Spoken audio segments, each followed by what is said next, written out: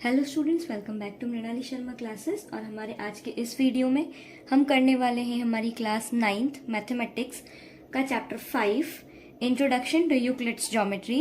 वैसे तो ये बहुत ही ज़्यादा थियोरेटिकल चैप्टर है स्टूडेंट्स, बट इसके अंदर कुछ कुछ चीज़ें हैं जो आप समझ के भी बहुत ज़्यादा अच्छा स्कोर कर सकते हैं। So without wasting time let's start. सबसे पहले इसके अंदर कुछ कुछ टर्मिनोलॉजीज आई हैं जो एक्सप्लेनेशन के हिसाब से ज़रूरी हैं। तो पहली चीज़, अगर हम एक सॉलिड को समझे स्टूडेंट्स, तो सॉलिड से हमारा क्या मतलब होता है। मान लो मैंने यहाँ पर बनाया है एक क्यूब, तो अब इस क्यूब में आप अगर देखें तो इसकी लेंथ भी है, मतलब कितना लंबा है ये, इसकी हाइट भी है और साथ ही साथ इसकी विड्थ भी है, मतलब ये कितना चौड़ा है। तीनों डायमेंशन हमको यहाँ पर देखने को मिल रहे हैं, इसीलिए हम इसे क्या बोल रहे हैं, एक सॉलिड, है ना। तो सॉलिड में क्या हो जाता है, 3D फिगर हमें देखने को मिलते हैं, ठीक है।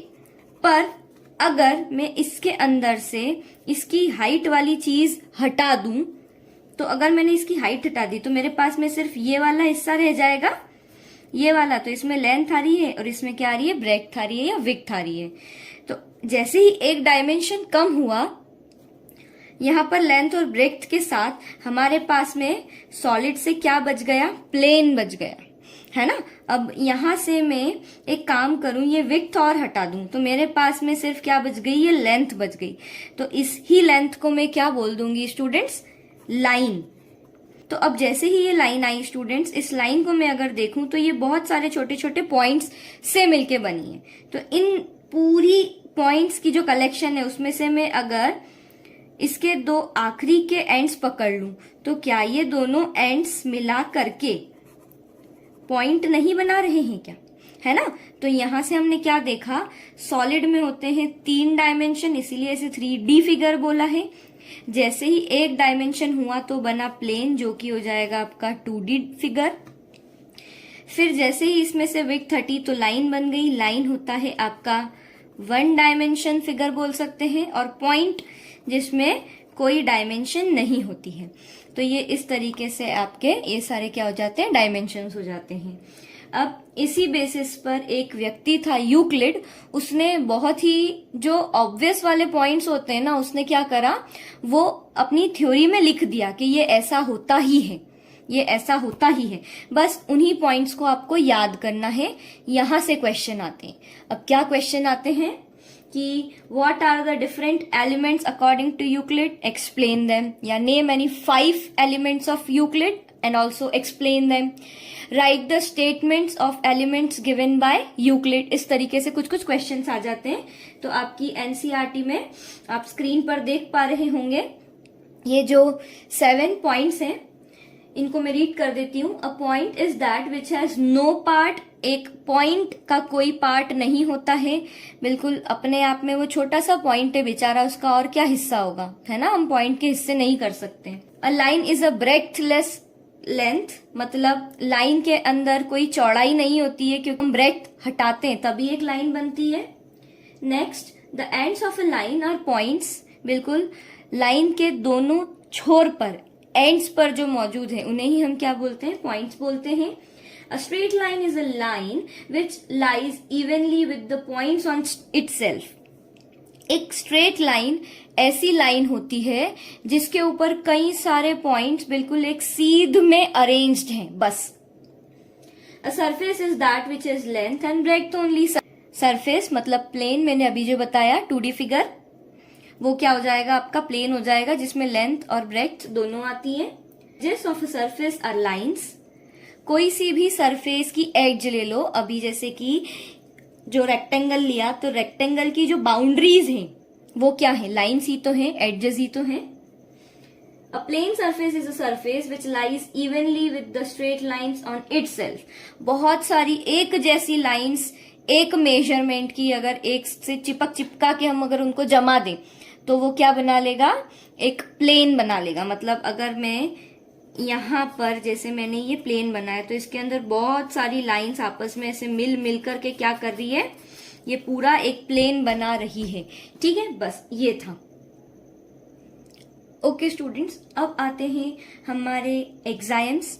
एलिमेंट्स के बाद में एग्जाम्स। एग्जाम्स क्या होते हैं बच्चों कि जो स्टेटमेंट्स ऑब्वियस हैं, मतलब कि हाँ ऐसा होता ही है, जिसके लिए हमें कोई प्रूफ देने की जरूरत नहीं है, उन चीजों को हम बोलते हैं एग्जाम। ठीक है, अब यहाँ पर यूक्लिड ने टोटल 7 एग्जाम्स दिए थे जो ऑब्वियस स्टेटमेंट्स थे कि हाँ जाहिर सी बात है ऐसा ही होगा। ठीक है, तो एक एक एग्जाम हम फटाफट से समझ लेते हैं।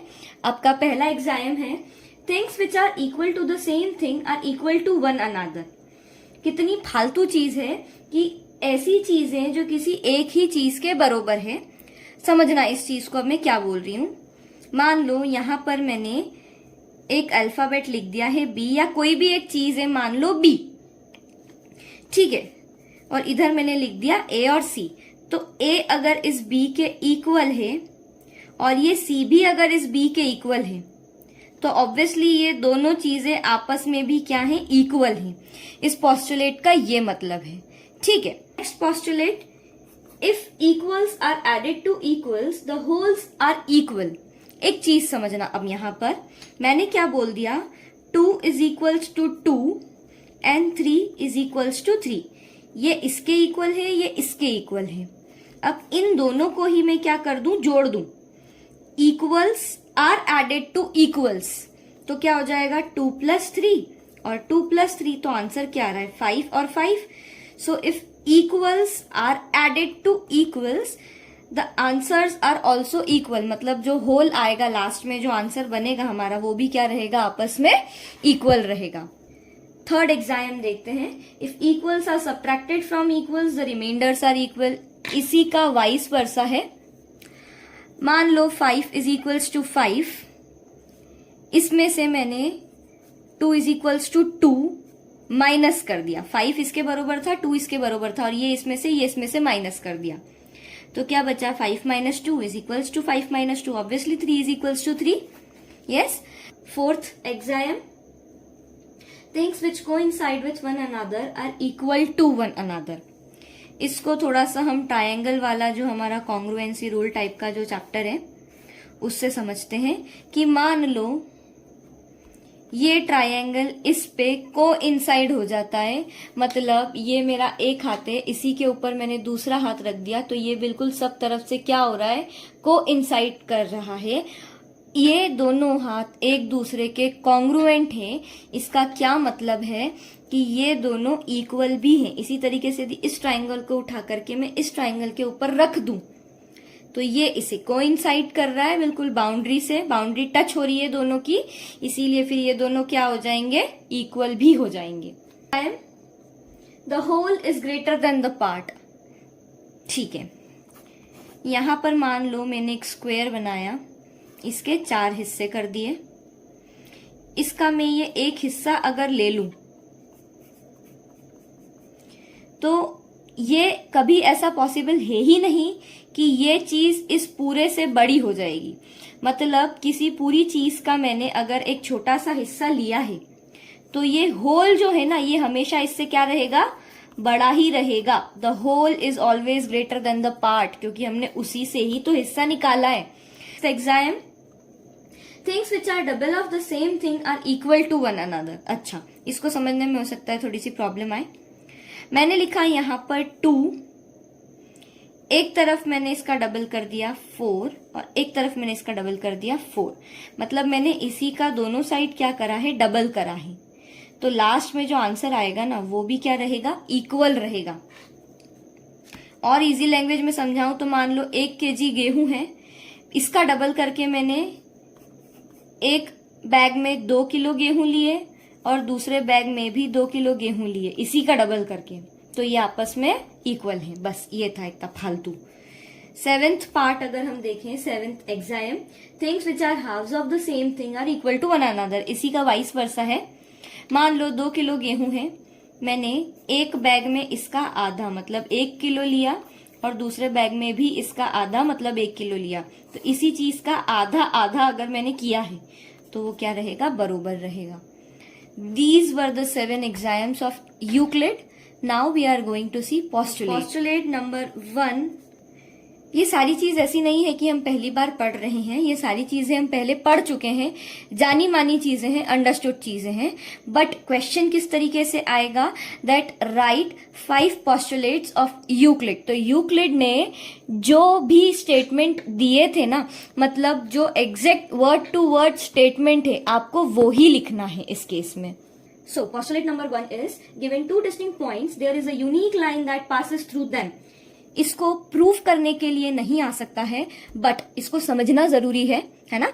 क्या है कि मान लो मैंने ये 2 पॉइंट्स बना दिए, अब इससे बहुत सारी लाइंस निकल सकती हैं, इस पॉइंट से भी और इस पॉइंट से भी, ऐसा नहीं है ना। इनफाइनाइट लाइंस इन दोनों पॉइंट से अलग अलग डायरेक्शन में निकल सकती हैं, बट सिर्फ एक ही लाइन है और सिर्फ एक ही लाइन है जो इन दोनों पॉइंट्स को ज्वाइन करेगी। अर्थात only one unique line passes through 2 distinct points. 2 अलग अलग पॉइंट से सिर्फ एक ही लाइन जा सकती है। अगर मैं इस तरीके से ज्वाइन करना चाहूं, then it is not a line, it is a curve. Lines straight होती हैं, कर्व्स इस तरीके से होते हैं, ठीक है। Okay, our postulate number 2 is a terminated line can be produced indefinitely. इस चीज के लिए आप लाइन और लाइन सेगमेंट वाला कंसेप्ट समझ लो, बहुत है। ये जो मैंने बनाई है ये है लाइन, और ये जो मैंने बनाई है ये है लाइन सेगमेंट। अगर दोनों डॉट के बाद इस तरीके से दोनों डायरेक्शन में मैंने इसे एरो बना दिए, इसका ये मतलब है कि इस लाइन को दोनों ही डायरेक्शन में हम क्या कर सकते हैं, एक्सटेंड कर सकते हैं। वहीं अगर मैंने यहाँ पर 2 एंड पॉइंट्स लगा दिए, मतलब ये किसी एक लाइन का टुकड़ा काट के मैंने ले लिया है और वो फिक्स रहेगा। चलो एक एग्जाम्पल से आप लोग समझ जाएंगे कि मान लो ये वायर है मेरे पास में, अभी ये है हमारी लाइन। मतलब क्या, इस वायर को मैं जितना चाहूं उतना ज्यादा एक्सटेंड कर सकती हूँ, उतना ज्यादा बड़ा कर सकती हूँ, ठीक है। बट मैंने क्या करा, मेरा दिमाग खराब हुआ और मैंने इसको दोनों साइड से कट कर दिया। अब इसे कट नहीं कर सकती हूँ मैं, है ना। मानो कि ये मैंने कट कर लिया, तो अब ये जो लेंथ है ना वो फिक्स हो गई है। उस कटी हुई लेंथ से मैं और ज्यादा नहीं खींच सकती इस वायर को। क्यों? क्योंकि अब वो फिक्स हो गया है। तो इसी चीज को बोला जाता है क्या, लाइन सेगमेंट। मतलब पूरी लाइन की एक छोटी सी सेगमेंट काट के हमने ले ली, और जब हम उसे एक्सटेंड कर सकते हैं तो वो हो जाती है आपकी लाइन पूरी। बट सेगमेंट और ये सारी चीजें हम आज के समय में पढ़ते हैं, यूक्लिड बाबा के समय में ये सारी चीजें नहीं हुआ करती थी, ठीक है। तो उन्होंने यही पोस्टुलेट दिया है कि एक टर्मिनेटेड लाइन, मतलब ये लाइन अभी यहां तो रोक दी मैंने, पर अगर मैं चाहूं तो इसे प्रोड्यूस कर सकती हूँ, इसे और आगे बढ़ा सकती हूँ इनडेफिनेटली। मतलब जहां तक मेरी इच्छा है वहां तक मैं इसे बड़ा कर सकती हूँ। Okay, third postulate, a circle can be drawn with any centre and any radius. कोई नहीं रोक सकता आपको सर्कल बनाने से, है ना। इसका ये मतलब है, मतलब ये है कि आप जो रेडियस लेना चाहें, 4 सेंटीमीटर, 4 मिलीमीटर, 4 मीटर या 4 किलोमीटर का भी आप अगर सर्कल बनाना चाहें रेडियस वाला 4 किलोमीटर के, तो आप बना सकते हैं। अगर आपके पास ऐसा राउंडर है तो कोई नहीं आपको रोक सकता, ठीक है। Postulate 4, all right angles are equal to one another. क्या ही बोलना चाहिए अब इस चीज के लिए। राइट एंगल ये है एक 90 डिग्री, और राइट एंगल ये है एक 90 डिग्री। सारे राइट एंगल्स दुनिया में इक्वल रहेंगे, ऐसा कोई सा भी राइट एंगल नहीं है जो अलग चल सकता है, सब एक जैसे रहेंगे, all are equal. Okay, our postulate 5 is an important one and also hard to understand, है ना। आप अगर इसे पढ़ेंगे तो पहली बार में तो आपको क्या ही समझ आएगा। If a straight line following on 2 straight lines make the interior angles on the same side of it taken together less than 2 right angles. यहां पर इतना ज्यादा कंफ्यूजिंग कर दिया है इस चीज को। 2 राइट एंगल्स से आपका मतलब है 180 डिग्री, तो इसको हम ऐसे पढ़ सकते हैं, taken together less than 180 degree, then the 2 straight lines, if produced indefinitely, meet on that side on which the sum of the angles is less than 180 degree. मतलब 2 राइट एंगल्स। तो ऐसे तो समझ नहीं आएगा, इसको समझते हैं एक छोटे से एग्जाम्पल से। जैसे कि मान लो ये 2 लाइंस हैं इस तरीके से, आपको ये पैरेलल नहीं दी है, तो ये एक तो हो गई L और एक हो गई M, ये 2 लाइंस। इसके ऊपर एक और लाइन पड़ रही है, इसको मैं मान लेती हूं AB या PQ, ठीक है। अब यहां पर क्या हो रहा है, इधर की साइड ये वाला एंगल और ये वाला एंगल, इन दोनों को मैं अगर प्लस करूं और वो सम मान लो आया है x अभी के लिए, और वो 180 डिग्री से छोटा है ऑब्वियसली, क्यों, क्योंकि ये दोनों ही आपको दिख रहे होंगे एक्यूट एंगल से, है ना, दो ही अंदर की तरफ घूमे हुए हैं ऐसा। तो अब अगर ये 180 से छोटा है ये एंगल, इन दोनों एंगल्स का सम, तो जिधर की साइड ये सम छोटा पड़ रहा है ना, मतलब जिधर की साइड ये ऐसे मिलती हुई दिखाई दे रही है, इनको अगर हम और आगे तक खींच देंगे इन लाइंस को, तो ये आगे जाकर कहीं ना कहीं पर क्या हो जाएगी, इंटरसेक्ट हो जाएगी, एक दूसरे को काट देगी।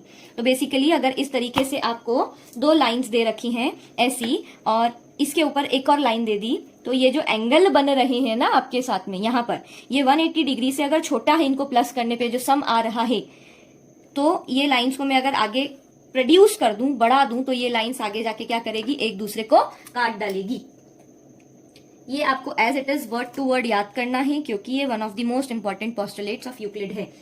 सो स्टूडेंट्स, आई होप आपको ये चीज समझ में आई होगी, पूरा कंसेप्ट। इसके जस्ट बाद हम करेंगे इसके तीनों एग्जाम्पल्स, जिसकी लिंक मैं इसी वीडियो के लास्ट में अटैच कर दूंगी, so that you can click on this box, आपको दिख रहा होगा पार्ट 2 इंट्रोडक्शन टू यूक्लिड, आप इस पे क्लिक करके सेकेंड लेक्चर देख सकते हैं इसका। Thank you so much.